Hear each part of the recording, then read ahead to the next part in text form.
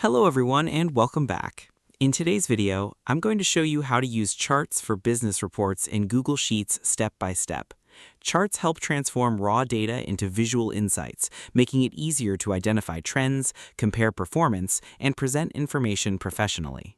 So let's get started. First, open Google Sheets and enter your business data.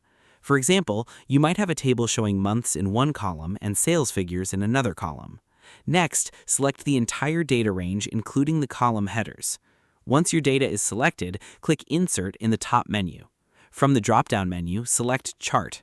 Google Sheets will automatically create a chart based on your data. Now, look at the Chart Editor panel on the right side of the screen.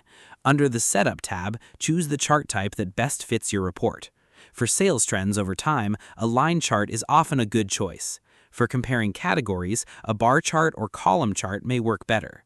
Click on the Chart Type drop-down menu and select the chart you want to use. Next, switch to the Customize tab. Here you can edit the chart title to something meaningful, such as Monthly Sales Report. You can also customize the colors, legends, labels, and access titles to make the chart easier to understand. As you make changes, the chart updates automatically. Once your chart is ready, click and drag it to position it anywhere on your sheet. You can resize the chart by dragging its corners. Charts make business reports more professional and help viewers quickly understand important information without reading large amounts of data. And that's it. You've successfully created and used charts for business reports in Google Sheets. Thanks for watching this video. If you found this tutorial helpful, don't forget to like, subscribe, and turn on notifications for more Google Sheets tutorials and productivity tips. See you in the next video.